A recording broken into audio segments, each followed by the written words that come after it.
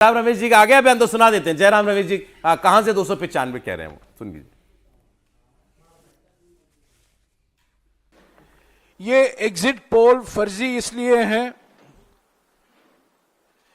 क्योंकि हमारे निवर्तमान प्रधानमंत्री और निवर्तमान गृह मंत्री ये सब मनोवैज्ञानिक खेल खेल रहे हैं, दबाव डाल रहे हैं सभी विपक्ष की पार्टियों के ऊपर, चुनाव आयोग के ऊपर, काउंटिंग एजेंट के ऊपर, रिटर्निंग ऑफिसर के ऊपर, और धमकी दिया जा रहा है। एक माहौल पैदा किया जा रहा है कि हम वापस लौट आ रहे हैं। हकीकत इससे बिल्कुल विपरीत है। और ये जो प्रयास है निवर्तमान प्रधानमंत्री और निवर्तमान गृह मंत्री कर रहे हैं, हमारे जो हौसला है उसको कमजोर करने में, वो बिल्कुल विफल होंगे। हौसला किसी का तोड़ के तो किसी को कुछ हासिल है नहीं। जो वो दूसरा इल्जाम लगा रहे हैं इलेक्शन कमीशन पर दबाव, काउंटिंग एजेंट पर दबाव, वो कह रहे हैं विफल हो गया, हमारा हौसला तोड़ नहीं पाए। हाँ, और अखिलेश यादव लिख रहे हैं एग्जिट पोल का आधार ईवीएम नहीं डीएम है। राहुल जी देखिए, प्रशासन कुछ करेगा, चुनाव आयोग कुछ एंड में करेगा। देखिए जहां तक ईवीएम का सवाल है ना, मैं ये मानता हूं कि ये चुनावी जुमला तो हो सकता है, लेकिन असल में क्या सच में विपक्ष इसको बिलीव करता है? और अगर सच में बिलीव करता होता तो फिर उसे ये विश्वास नहीं होना चाहिए था कि कर्नाटक जीत गए, हिमाचल जीत गए या बाकी कोई और चुनाव जीत गए। तो ये देखिए, अभी भी तो ये बात हो रही है ना कि हरियाणा में लॉस होगा बीजेपी को। तो अगर ईवीएम साधने होते तो ऐसी जगहों पे साधते जहां पे लॉस की संभावनाएं हैं। महाराष्ट्र में साधते, हरियाणा में साधते, पंजाब में साधते, मतलब ऐसी जगहों पे साधते जहां पर उन जगहों में वाकई लॉस दिखा रहे हैं एग्जिट पोल। महाराष्ट्र में लॉस हो रहा है भाई। देखिए, पंजाब से मैं बिल्कुल सहमत नहीं हूं एग्जिट पोल से, जो भी है, लेकिन एक मिनट, पंजाब से मैं सहमत नहीं हूं, जो कि मुझे नहीं लगता कि पंजाब में जिस तरह का माहौल है किसानों को लेकर या बाकी सब चीजों को लेकर, और जिस तरह से बीजेपी और अकाली दल की आपस में अंडरस्टैंडिंग नहीं बन पाई, और बड़ा साफ है कि बीजेपी जो है पंजाब में अर्बन पार्टी है जी, गांव में उसका बिल्कुल आधार नहीं है। और अगर ऐसा है तो गांव से उसको वोट नहीं मिला होगा। और ऐसे में पंजाब में हम 3 या 4 सीटें दे दें।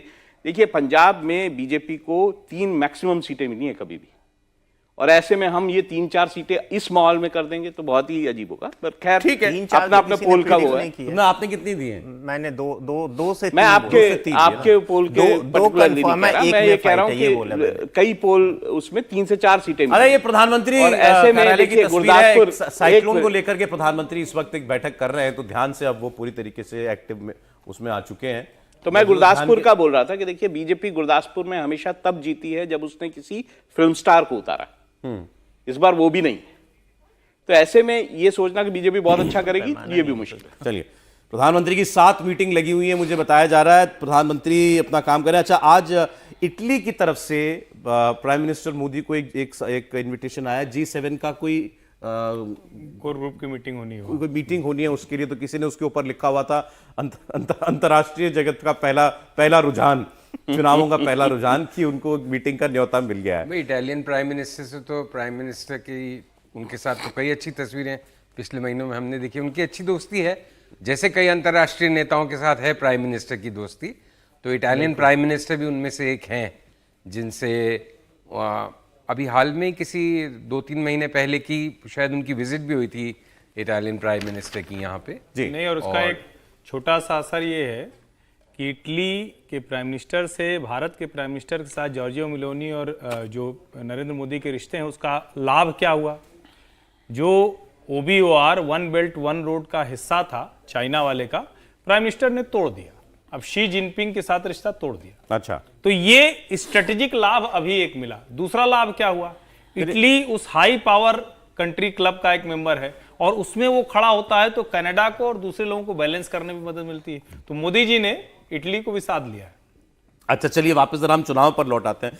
संजीव सर, आपने भी अभी कहा कि आप भी 4 जून का वेट करेंगे। अभी आपको ये 350-400 वाला नहीं, आपको आपके गले नहीं उतर रहा है, नहीं उतर रहा, मतलब आपके लिए 272 भी अभी प्रश्न चिन्ह खड़ा हुआ है। मतलब देखिए, मैं लगातार एक बात कह रहा हूं और आज भी वही कहूंगा कि मुझे लगता है कि बीजेपी की सरकार रिपीट होगी, प्राइम मिनिस्टर मोदी बनेंगे, लेकिन 2019 के मुकाबले में कहीं कम संख्या के साथ ओके। और रिलेटिवली 2019 के मुकाबले परफॉर्मेंस बेटर नहीं हो सकती। एब्सोल्यूट ऐसा मेजॉरिटी, मेरा एब्सोल्यूट मेजॉरिटी की उम्मीद आपको एब्सोल्यूट कम लगती है? मेजॉरिटी आएगी कि नहीं आएगी ये कहना तो मेरे लिए कठिन है, लेकिन मैं उसको मानता हूं कि उनका रियल टारगेट 272 का होना चाहिए, जो मेरे असेसमेंट है कि मुझे 272 ऐसा ही लग रहा है केक वॉक है कि 272 तो आई गई है ना। तो क्योंकि संघर्ष है और बहुत जगह संघर्ष है, और अल्टीमेटली जो चार्ज है उनका रिजल्ट आएगा, उससे हमें उसी से स्पष्टता आएगी। ठीक है, मैं तो अब exit polls आपको आपने कल पूरा एग्जिट पोल इंडिया टीवी के साथ आप रहे, आपको कहां लगा कि जहां आप डिसएग्री करते हैं की स्टेट्स, जैसे मुझे आप बताएं, आप कहीं तो मैं नंबर बता दूंगा उन स्टेट्स का। नहीं, की स्टेट्स की देखिए, एक तो मुझे ये तमिलनाडु और केरल के अंदर 2-2, 4-4 सीटें मिलना, ये मुझे अभी समझ में नहीं आ रहा। 5 से 8 तमिलनाडु में दिया है, 1 से 3 केरल में दिया है, तमिलनाडु दिया है, तेलंगाना 8 से 10 दिया है इन्होंने। सो वो जहां से एग्जिट पोल की शुरुआत हुई दक्षिण भारत से जी। और वहीं पे जो उसकी एक जमीन बनी कि बीजेपी इतना बढ़ सकती है क्योंकि यहां से भी जीत रही है, तो मेरे तो वहीं से ना इत्तेफाकी है। दूसरा, मैं तेलंगाना में मेरा मानना है कि कांग्रेस नंबर 1 पार्टी रहेगी, बीजेपी नहीं, जो ज्यादातर एग्जिट पोल्स बीजेपी को नंबर 1 पार्टी बता रहे हैं तेलंगाना में। तो ये तो वो स्टेट्स है। महाराष्ट्र में जरूर एग्जिट पोल्स भी बीजेपी का लॉस या एनडीए का लॉस बता रहे हैं, लेकिन मेरे अनुसार वो लॉस ज्यादा होना चाहिए। मैं बता देता हूं, महाराष्ट्र में इंडिया टीवी 26 से 30 एनडीए दे रहा है और 18 से 22 दे रहा है ऑपोजिशन को। देखो 26 से 30 वो भी वो आंकड़ा है जो श्योर एंड सर्टेन विन है। 6-7 ऐसी सीटें हैं जैसे पालघर आपका हो गया, हाँ, तो भिवंडी अगर- आपका हो गया, नांदेड़ आपका हो गया, इन सब सीटों पे अच्छी महाराष्ट्र खासी आप बहुत अगर आप घूमे हैं। 26 से 30 कह रहे हैं तो मेरा रफ असेसमेंट 50-50 का था कि भाई अब 24 की बजाय 26 हो जाए एनडीए, वो 22 रह जाए या वो 26 हो जाए, लेकिन ये कि मतलब वो 1/3 रहेंगे, ये 2/3 लाएंगे, ठीक है। इसमें मेरा बिहार में भी, बिहार का मुझे व्यक्तिगत इतना आइडिया नहीं है, लेकिन बिहार में भी मुझे लगता है कि शायद 2-4 सीट और विपक्ष की आ सकती। 34 से 36 दिया इन्होंने। 34 से 36 दिया एनडीए को, सीटें कम मुझे नहीं लगता ये संभव है। मुझे लगता है 30 के आसपास का, मैं लगातार कह रहा हूं 10 सीट कम होगी बिहार में, 8 से 10, तो वो 30 के अराउंड आंकड़ा रह सकता है, क्योंकि मुझे लग रहा है जेडीयू सीट्स डिलीवर कर पाएगी क्या, चाहे उसके साथ मांझी भी हो और एलजेपी भी हो और बीजेपी भी हो, क्योंकि एक डेफिनेट लॉस ऑफ फेस है उस ग्रुप का। फिर आपने यूपी में सीट्स बढ़ाई हैं, मेरा मानना है बेस्ट केस सिनेरियो के अंदर यूपी में वही स्टैटिक रहेगी या 2-4 कम हो सकती है, वही रहेंगी 62-64 जो भी थी। उस राजस्थान के आंकड़े से सरप्राइजिंगली मैं एग्जिट पोल से सहमत हूं कि मेरा आंकड़ा 18-7 का है कि 18 बीजेपी और 7 नॉन बीजेपी, रफली वही। आपने शायद उससे भी कम ये दिया हायर है। साइड पे इन्होंने 21 से 23 दिया है। 21 से 23 दिया है, हाँ, तो वहां भी 2-3 बढ़ सकती है। तो इस तरह से कुल मिला के जो मेरा आंकड़ा है वो मैं यही मानता हूं अभी भी कि मेजॉरिटी अपने दम पे लाना सबसे बड़ा, वही बड़ा चैलेंज है। वो अगर 273 आती है बीजेपी को, एक सिंपल अरिथमेटिक बता देता हूं मैं आपको। कहता हूं आपने- बस मैं लास्ट हाँ, सेंटेंस alright। कि मैं 273 को ही 400 मान लूंगा। मेरे हिसाब से वही इतना सिग्निफिकेंट नंबर है, क्योंकि आप मेजॉरिटी में आ आपने गए। भी बहुत सारी स्टेट्स मुझे गिना दी। मैं भावेश ने, इंडिया टीवी ने जो नंबर दिया है बीजेपी का नंबर, बीजेपी की बात कर रहा हूं आपकी, हाँ, मैं भी बीजेपी 319 टू 338, मोटा मोटा पकड़ के चलिए 325-330 का फेर एवरेज अगर आप लगा 25 हम लोगों का था। ठीक है, 325 350 330 सीट। अगर यहां से आप कह रहे हैं एब्सोल्यूट मेजॉरिटी भी क्वेश्चन में है, 60 सीट डाउन आना पड़ेगा बीजेपी को, 60 सीट्स। अभी आपने जो मुझे स्टेट्स बनाया वहां से आपको लगता है कि यहां 60 भी भाई मैंने ये, अगर मेरी बात का ये अभिप्राय है कि मुझे लग रहा है कि 272 भी डाउटफुल है, मैं कह रहा हूं 272 चैलेंज है, ओके, 272 लाने की चुनौती है, उसके बियॉन्ड या उससे कम का मुझे नहीं, तो मुझे हाँ, इससे 50 सीट कम होना कौन सी बड़ी बात है। 50 सीट कम हो सकती है। बोलिए आप हमें क्या है? समझाओ। देखिए जहां जहां लॉस आप बता रहे वहां पे नुकसान है। बंगाल में मैं इतना गेन नहीं देख रहा जितना आप बता रहे हैं। आप सीट बाय सीट जब जाएंगे, एक एक चीजों को फैक्टर को करेंगे तो आपको दिखेगा। वो जो क्लोज फाइट सीट है उसको हमने तो कन्वर्ट किया ही नहीं है, इसलिए प्राइम मिनिस्टर 31 कह रहे थे, हम लोग 26 तक गए हैं। जहां पे चैलेंज बीजेपी के लिए है, जो महाराष्ट्र जैसे हुआ है, वहां पे महाराष्ट्र में चैलेंज दिख रहा है। शुरुआती फर्स्ट राउंड से ही दिख गया। फर्स्ट राउंड में जो बीजेपी की अपनी 3 सीटें, तीनों की तीनों में पीछे चल रही थी, भंडारा, गोंदिया और उसके बाद चंद्रपुर और गढ़चिरौली, तीनों के तीन, और वहीं से विपक्ष को एक तरह का संजीवनी मिला कि इस चुनाव में हम अच्छा कर सकते हैं।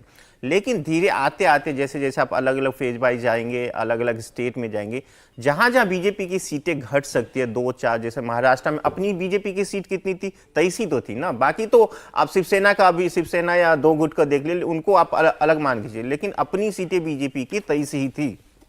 23 में बीजेपी अपने में कम से कम 18-19 सीट बिना किसी प्रॉब्लम के जीत रही है।